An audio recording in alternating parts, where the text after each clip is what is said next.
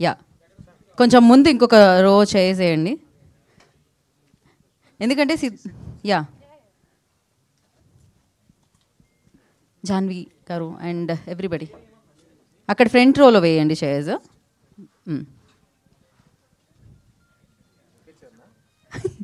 లేదు, వస్తున్నాయి, కమింగ్.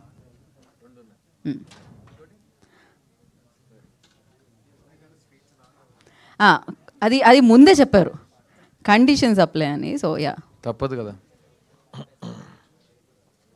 ఇంకొక చైర్, వన్ మోర్ చైర్.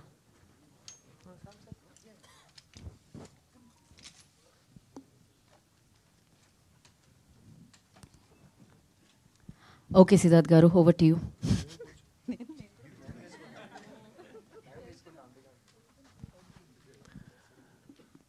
నా తెలుగు ప్రేక్షకులకి నమస్కారం అండి. ఈ వచ్చే సంక్రాంతి చాలా ఇంపార్టెంట్ సంక్రాంతి నాకు. ఎందుకంటే సార్ నేను మాట్లాడినా కొంతసేపు రెడ్ షర్ట్ పర్లేదా? మీ కైండ్ పర్మిషన్తో ఫ్రంట్ రోల్ ఉన్నారు కాబట్టి చెప్తున్నా. ఈ వచ్చే సంక్రాంతి నాకు చాలా ఇంపార్టెంట్ సంక్రాంతి అండి. గత 20 సంవత్సరాల ముందు సంక్రాంతి హీరోగా నేను మీ ముందుకి పరిచయం అయ్యాను. మా ఎంఎస్ రాజు గారు నిర్మించిన నువ్వు వస్తానంటే నేను వద్దంటానా, ప్రభుదేవ గారు మొదటిసారి ఒక దర్శకుడుగా మీ ముందుకు వచ్చాడు. ఆ సినిమాలో నాకు కొత్త జీవం, ఒక కొత్త ఛాన్స్, ఒక కొత్త ఎక్స్పీరియన్స్, ఒక కొత్త లైఫ్ నాకు మీరు ఇచ్చారు. ఆ తర్వాత నేను చాలా కాలం హైదరాబాద్లోనే ఇల్లు తీసుకుని ఓ తెలంగాణ బిడ్డగా హైదరాబాద్లో పెరిగా. ఇప్పుడు నేను ఎందుకు ఈ సంక్రాంతి చాలా ఇంపార్టెంట్ అంటున్నానంటే, ఇప్పుడు నేను మీ ముందు తెలంగాణ అల్లుడుగా నుంచున్నా. మాతో అట్లాగే ఉంటుంది, ప్రమోషన్ తీసుకుంటూనే ఉంటా, దిగేదేలే. నా డైలాగ్ నాది, నేను చెప్తా. నా డైలాగ్ నువ్వు కరెక్ట్ చేయమాకే, దిగేదేలే. సార్ అది కూడా వస్తా సార్, వైజాగ్లో ఫంక్షన్ చేస్తున్నప్పుడు వచ్చి అడగండి, చెప్తా. ప్రస్తుతం హైదరాబాద్లో ఉన్నాం కదా. ప్లస్ నేను ఆంధ్ర అల్లుడు కాదు, సో ప్రతి చోట నేను వెళ్ళి ఆ ఊరు అల్లుడు అని చెప్పలేను కదా. అదే ఆ ఊరు అబ్బాయి నేను. మీ వైజాగ్ 176 ఉంది కదా బీచ్ హౌస్, మర్చిపోలేను. ఈ 20 years నాకు చాలా ఇచ్చిందండి లైఫ్. అండ్ నేను ఎప్పుడు ఈ తెలుగు ట్విన్ స్టేట్స్కి వచ్చిన చాలామంది వచ్చి చాలా హార్ట్ టచింగ్ విషయాలు నాతో షేర్ చేసుకుని వెళ్ళిపోతారు. అలా ఒక గాల్లో వచ్చి నాతో మాట్లాడి వెళ్ళిపోతారు. ఆ గాలికి చాలా మీనింగ్స్ ఉంటాయి. అందులో కొన్ని విషయాలు నేను మీతో షేర్ చేద్దాం అనుకున్నా. ఫస్ట్, ఎందుకు సిద్ధు తెలుగు సినిమాలు చేయట్లేదని అడుగుతారు. దానికి కూడా నా ఆన్సర్ ఇప్పుడు చాలా రెడీమేడ్ ఆన్సర్ ఉంది. నేను ఒంటరిగా ఏం చేయగలనండి. తెలుగు సినిమా తీస్తున్న వాళ్ళ దగ్గర అడగండి, ఎందుకు వాళ్ళకి నచ్చిన వాళ్ళు బెస్ట్ యాక్టర్ అని చెప్పిన ఒక యాక్టర్కి వాళ్ళు సరైన స్క్రిప్ట్స్ ఇవ్వట్లేదని వాళ్ళని అడగండి అని చెప్పి ఆ టాపిక్ అక్కడే క్లోజ్ చేసేసా. సెకండ్ క్వశ్చన్ ఇంకా ఎక్కువ మంది అడిగారు, ఎందుకండి లవ్ స్టోరీస్ తీయట్లేదని. సో నేను చెప్పాను, లవ్ స్టోరీస్ అనగానే తెలుగు సినిమా పరిశ్రమ చరిత్రలో మాత్రం కాకుండా ఇండియన్ సినిమా చరిత్రలో కూడా బొమ్మరిల్లు, నువ్వు వస్తానంటే వద్దంటానా, ఓ ఇలాంటి సినిమాలు చాలా తక్కువ వచ్చినాయి. అలాంటి గొప్ప సినిమాల్లో ఉండటం నా అదృష్టం.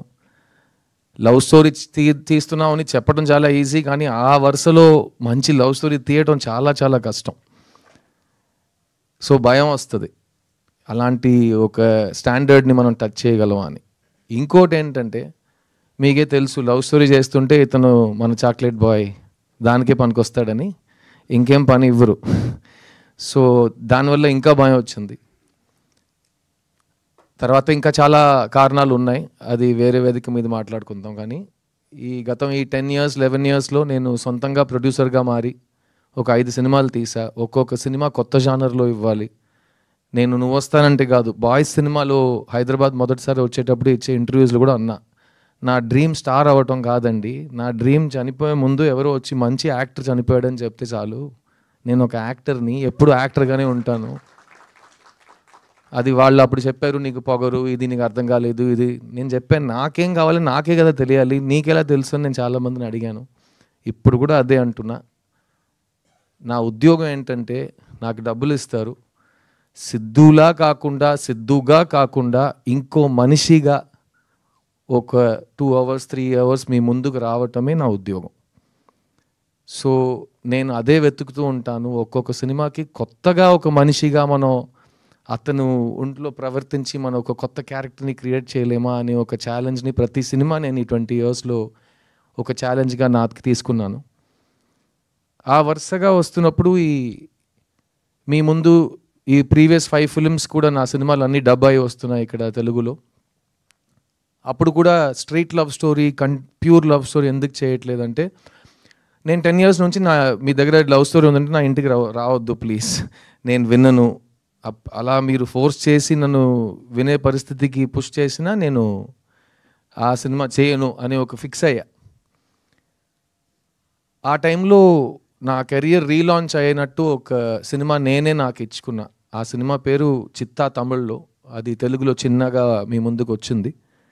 ఆ చిత్తా సినిమా నా లైఫ్నే మార్చేసింది. ఎందుకంటే అది చాలా పెద్ద కమర్షియల్ బాక్స్ ఆఫీస్ సక్సెస్. అలాంటి సినిమా వచ్చి థియేటర్లో జనాలు చూస్తారని ఎవరు నమ్మట్లేదు, కానీ జనాలు వచ్చారు. అలాంటి సినిమా ఎవరు తీయరు అనుకున్నారు, మేము తీసినాం. అలాంటి సినిమా ఈ ఒకటి అవార్డ్స్ వస్తాయి, కలెక్షన్ రాదు, లేకపోతే కలెక్షన్ వస్తుంది, అవార్డ్స్ రాదు అన్నారు. కలెక్షన్స్ వచ్చినాయి, అన్ని అవార్డులు వచ్చినాయి. ఫిల్మ్ఫేర్లో 7 అవార్డులు కొట్టినాం. బెస్ట్ ఫిలిం, బెస్ట్ యాక్టర్ అన్నీ తీసుకున్నాం. అక్కడ ప్రెస్టీజియస్ విగడన్ అవార్డ్స్లో బెస్ట్ ఫిలిం, బెస్ట్ యాక్టర్ మాకే వచ్చింది. ఆ సినిమా నాకు ఇచ్చింది నేను లైఫ్ లాంగ్ మర్చిపోలేను. కానీ ఆ సినిమాని బయట తీసుకురావడానికి నేను పడిన కష్టాలు, ఆ మెంటల్ స్ట్రెస్, అది కూడా నేను లైఫ్ టైంలో మర్చిపోలేను. సో ఆ సినిమా విజయం సాధించిన తర్వాత ఇప్పుడు ఇది సెట్ అయింది, ఈ ట్రెండ్లోనే వెళ్దామని నాకు అలవాటు లేదు కాబట్టి మళ్ళీ ఏదో కొత్తగా ట్రై చేద్దామని ఒక ఐడియా వచ్చింది. ప్లస్ ఆ టైంలో ఎవరైనా ఒక సినిమా నాకు ఇస్తే ఒక 5 months నేను అసలు ఆలోచించకుండా సరదాగా నవ్వుతూ హ్యాపీగా ఒక సెట్కి వెళ్ళి అందరితో నేను ఎలా సరదాగా మాట్లాడుతానో అలాగే పలకరించి ఒక సినిమా తీస్తే నా మైండ్ ఫ్రెష్ అయిపోతుందని అనుకున్నా. ఆ టైంలో ఈ రాజశేఖర్ గారు నా ఇంటికి వచ్చారు. ఈయనతో నేను యాక్చువల్గా 3 years ముందే ఒక సినిమా చేయాలి, నేను చేయట్లేదు. సో మళ్ళీ ఆయన వచ్చారు, సార్ మీకు నా ఒక సినిమా బ్యాలెన్స్ మీరు చేస్తానన్నారు, ప్లీజ్ ఒకసారి కథ వినండి అంటే, ఏ సబ్జెక్ట్ అంటే లవ్ స్టోరీ అన్నారు. బాబు నేను లవ్ స్టోరీస్ వినను, నాకు బోర్ కొడుతుంది, నేను చెయ్యను, మళ్ళీ ఇదే గొడవ వస్తుంది. లేదు మీరు వినండి, మీకు నచ్చకపోతే నేను మళ్ళీ మీ దగ్గర లవ్ స్టోరీ తీసుకుని రానని చెప్పారు. సరే ఓకే మీ ఇష్టం అని చెప్పి వినటం మొదలెట్టా. ఫస్ట్ లైన్ ఒకటి చెప్పారు, ఈ ప్రపంచంలో మీకు నచ్చని ఒక అమ్మాయి దగ్గరికి వెళ్ళి మీరు లవ్ చెప్తారు సార్ అని. అదేంటి నచ్చని అమ్మాయికి ఎందుకు లవ్ చెప్తానంటే, అదే సార్ నా లైను అన్నారు. సరే ఓకే ఫస్ట్ స్టేజ్ బాగానే ఉంది, కథ చెప్పాను. సో కథ చెప్పాడు. నాకు కథ చాలా నచ్చింది. నాకు ఒక లవ్ స్టోరీ నచ్చడానికి కారణాలు ఎప్పుడు మారవు. ఫస్ట్ హీరోయిన్ క్యారెక్టర్ బాగుండాలి, సెకండ్ జంటగా వాళ్ళిద్దరూ ఎందుకు ప్రేమిస్తున్నారని నాకు అర్థం అవ్వాలి. ఎందుకంటే లవ్ స్టోరీలో ఫస్ట్ అమ్మాయి నచ్చాలి అందరికీ. అమ్మాయి నచ్చితే అబ్బాయి ఎందుకు అమ్మాయి వెంట పడుతున్నారని అర్థమవుతుంది. తర్వాత వీళ్ళిద్దరు లాజిక్ కరెక్ట్గా ఉంటే జంటగా వాళ్ళు అట్రాక్టివ్గా ఉంటారు. ఆ జంటని మనం ఎంత లవ్ చేస్తామంటే సినిమా అయ్యే వరకు మనం వీళ్ళు చేరాలని మనం హోప్ చేయటం మొదలెడతాం. అదే లవ్ స్టోరీది పెద్ద సక్సెస్. సో అది నాకు ఈ సినిమాలో అనిపించింది. అండ్ ముఖ్యంగా నేను చెప్పినట్టు ఈ కథలో ఎక్కడ ఒక నెగిటివిటీ లేదు, ఒక వైలెన్స్ లేదు, ఒక బ్లడ్ షెడ్ లేదు, ఒక కడుపు మంట లేదు, ఒక ఏ నెగటివ్ ఇమోషన్స్ లేకుండా ఒక ఘోరమైన విల్లన్ ఎవరు లేరు, అలా రక్త చుక్కలు పడుతుంటే అలా ఏం లేదు. ఒక feel good easy breezy cinema, feel good entertainer, breath of fresh air అంటారు కదా, అలాంటి ఒక సినిమా ఇది. ఈ మధ్యకాలంలో నువ్వు వస్తానంటే బొమ్మరిల్లు లాంటి సినిమాలు చేసేటప్పుడు కాలేజ్ చదువుతున్న అమ్మాయిలు అబ్బాయిలు వాళ్ళకి పెళ్ళయి వాళ్ళకి పిల్లలు పుట్టి ఆ పిల్లలు ఈరోజు కాలేజ్కి వెళ్ళే వయసుకు వచ్చారంట. సో ఆ అమ్మాయిలు అబ్బాయిలు నాతో వచ్చి చెప్పారు, సార్ మీరు ఎందుకు లవ్ స్టోరీస్ చేయట్లేదంటే నేను ఇలా సైంటిఫిక్గా కారణాలు చెప్తుంటే వాళ్ళు ఒకటి చెప్పారు, సార్ మీ సినిమాలు చూసి మా లైఫ్ చాలా ఇన్ఫ్లుయెన్స్ అయింది సార్. ఎందుకంటే మేము ఇన్ఫ్లుయెన్షియల్ ఏజ్లో ఉన్నప్పుడు మీరు పోర్ట్రే చేసిన కుర్రోళ్ళు అంటే ఇలా కూడా ఉంటారు, డీసెంట్గా ఉంటారు, మంచి ఫ్యామిలీస్ నుంచి మంచి పేరు తెచ్చుకుని మంచిగా చదువుకుని మంచి అమ్మాయిని ప్రేమిస్తారు అన్నట్టు అబ్బాయిలు మీరు చూపించారు మాకు. అది మాకు సిద్ధు లాంటి ఒక పెళ్లి కొడుకు దొరుకుతాడా అని మేము హోప్ చేసాం. అలాగే మేము కూడా లైఫ్ సెట్ చేసుకున్నాం.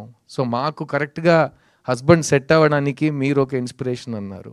ఇప్పుడు మా పిల్లలకి మీ సినిమాలు చూపించి ఎలాంటి మంచి ఫ్యామిలీ, ఎలాంటి మంచి క్యారెక్టర్, ఎలాంటి మంచి లవ్ ఉంటుంది అని మేము కూడా మా పిల్లలకి చూపిస్తున్నాం అంటే నాకు అది చాలా టచింగ్ అనిపించింది. అండ్ అలాంటి సినిమాలు మనం లాస్ట్ 10 years మిస్ అయ్యాం అని ఫీల్ అయ్యింది. అదన్నీ కలిసి వచ్చి ఈ మిస్ యూ సినిమా చేయటం జరిగింది. అండ్ ఆ సినిమాతో మీ ముందుకు వచ్చాము మేము 29th November సినిమా రిలీజ్ అవుతుంది. మెయిన్గా ఏంటంటే ఇన్ని సంవత్సరాలు ఎందుకు లవ్ స్టోరీ చేయట్లేదు అని అడిగే ప్రేక్షకులకి ఇప్పుడు నేను చేశా. ఇప్పుడు ఈ సినిమాని మీరు వెళ్ళి థియేటర్లో చూడండి. మీకు నచ్చితే కనుక ఈరోజు సోషల్ మీడియా కానీ మన లైఫ్లో కానీ నెగటివిటీయే చాలా ఫాస్ట్గా స్ప్రెడ్ అవుతుంది. ఒక ఇమోజీస్లో కూడా మంచి ఇమోజీస్ కంటే దారుణమైన ఇమోజీసే ఫాస్ట్గా స్ప్రెడ్ అవుతున్నాయి. సో అలాంటి ఒక టైంలో ఉన్నప్పుడు పాజిటివ్ విషయాల్ని ఇంకా అరిచి మనం అందరికీ తెలిసేలా చేయటం మన బాధ్యత. సో ఈ మిస్ యూ సినిమా నా ఫ్యాన్స్ వస్తారు, నా కోసం వస్తారు థియేటర్కి. ఈ ఇండస్ట్రీ నుంచి ఎవరు అక్కర్లేదు, నాకు ఎవరు ISI మార్క్ స్టాండర్డ్ ఇవ్వక్కర్లేదు. నా ఫ్యాన్స్, మా ప్రేక్షకులు వస్తారు, దేవుళ్ళు వస్తారు. వాళ్ళు వచ్చి ఈ సినిమా బాగుందంటే కాలర్ ఎప్పుకుని మా సిద్ధు వచ్చాడు రోయ్, ఒక మంచి లవ్ స్టోరీ తెచ్చాడు రో అని బయటకు వెళ్ళి చెప్పండి. అందరూ వచ్చి సపోర్ట్ చేస్తారు. ఎందుకంటే ఒక మంచి సినిమా థియేటర్లో ఉన్నప్పుడు మనం సపోర్ట్ చేయకపోతే అలాంటి సినిమా మళ్ళీ రాదు. ప్లస్ నేను 10 కారణాలు మళ్ళీ చెప్తాను ఎందుకు లవ్ స్టోరీ చేయట్లేదని ఇంకా 10 సంవత్సరాలకి. ఇంకా దారుణం ఏంటంటే ఇంకా 10 సంవత్సరాల తర్వాత నేను చూడడానికి ఇలాగే ఉండబోతున్నా.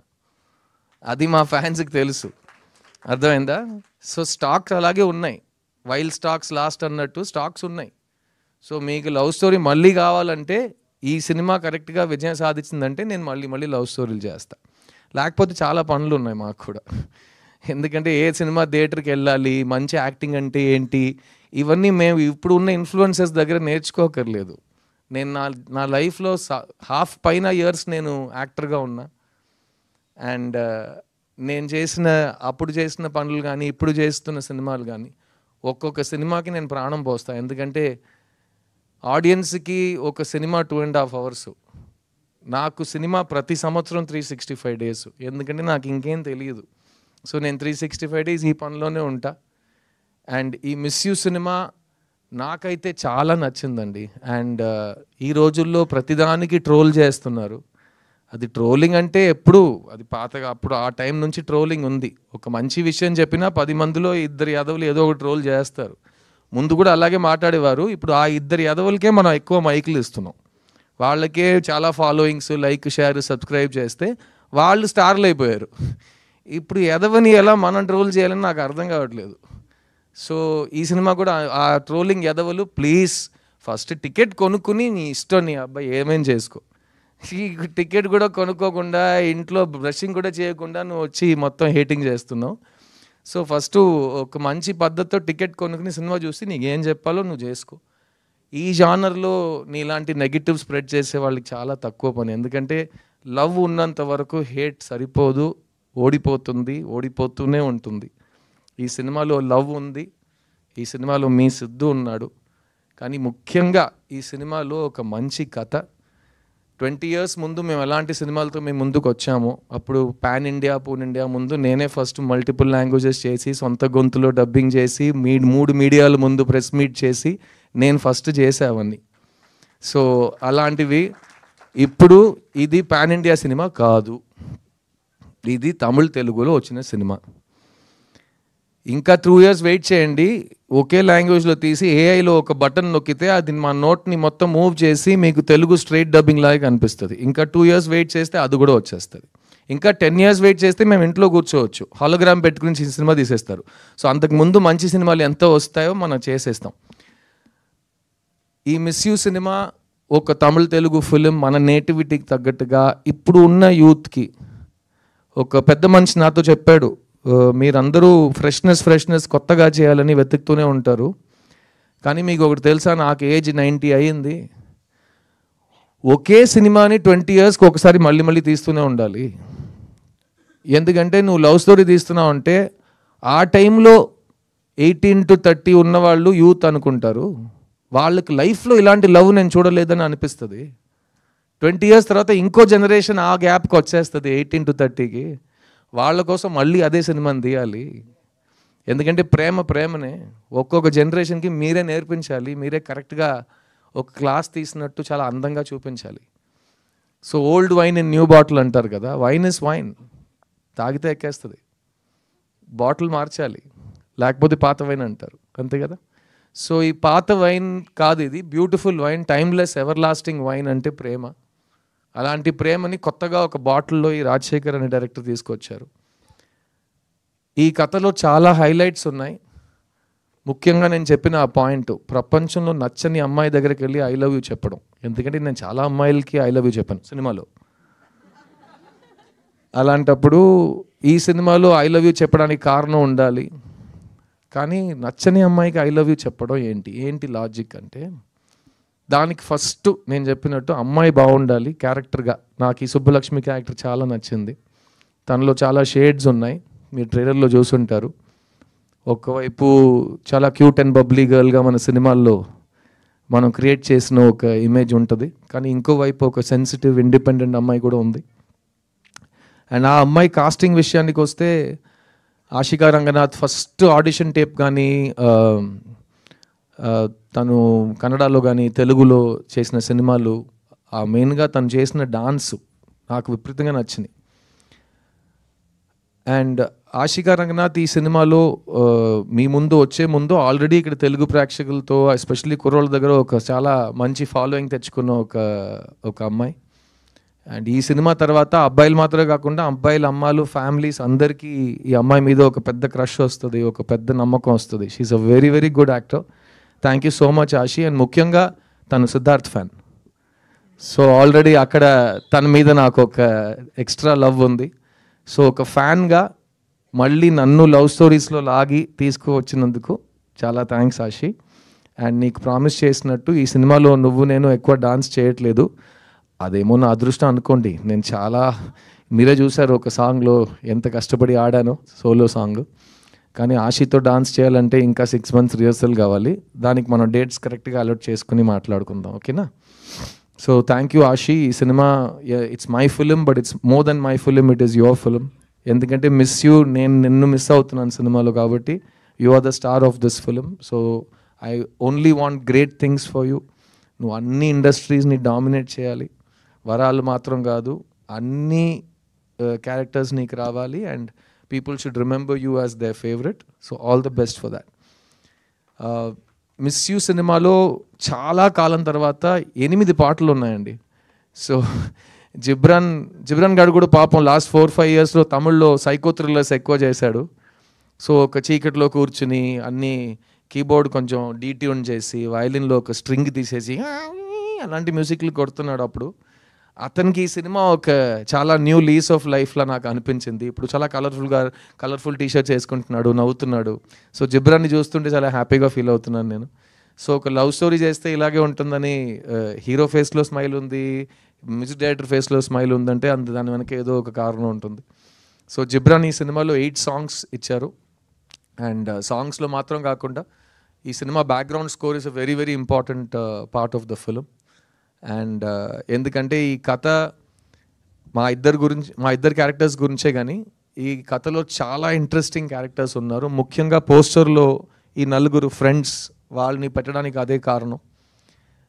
ఒక ఫ్రెండ్స్ గ్రూప్లో 3 అబ్బాయిలతో ఒక అమ్మాయి కూడా ఉంటుంది ఈ సినిమాలో. నేను చెప్పాను కదా, వైన్ పాతగా ఉన్నా బాటిల్ కొత్తగా ఉండాలని.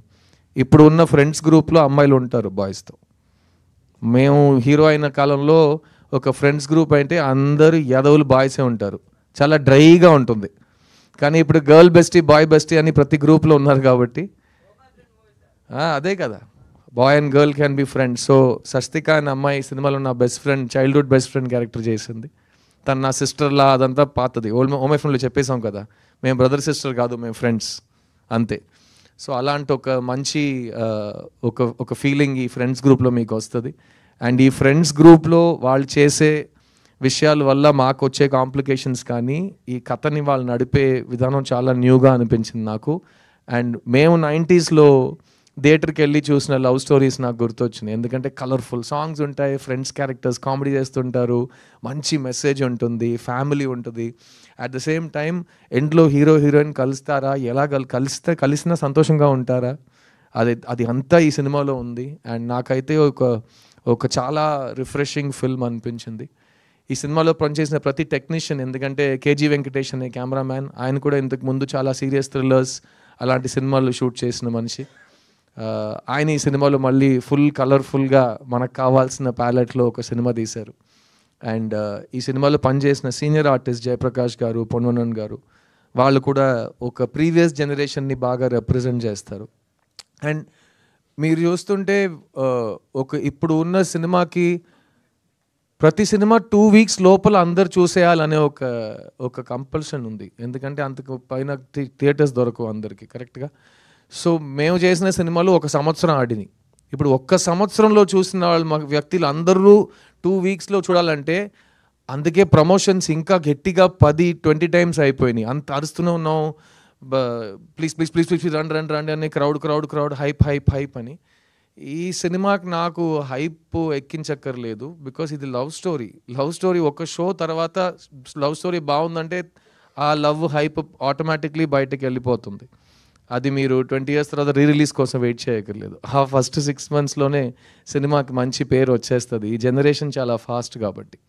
సో ఈ సినిమా ఒక లవ్ స్టోరీ, ఒక ఫ్యామిలీ స్టోరీ.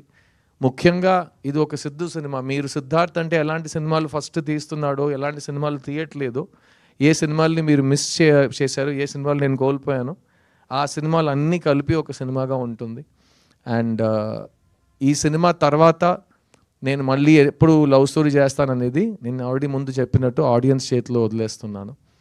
ఈ సినిమాతో ఫస్ట్ టైం సినిమాకి వస్తున్న శామ్యూల్ మాథ్యూ, ఆయన గురించి 2 మాటలు చెప్తాను. First of all excellent producer. Rajasekhar అడిగింది, నేను అడిగింది అంతా సినిమా కోసం ఆయన ఇచ్చారు. అండ్ మీరు ఆయన మాట్లాడటం చూశారు, ఒక కార్పొరేట్ సీఈఓలా మాట్లాడతారు, ఒక బ్రాండ్ లాంచ్కి వచ్చినట్టు మంచి బ్లూ షర్ట్, బ్లూ జీన్స్. ఆయన్నే మీరు ఒక హీరో ఎల్డర్ బ్రదర్గా కాస్ట్ చేయొచ్చు, అలాంటి ఒక లుక్లో ఉంటారు ఆయన.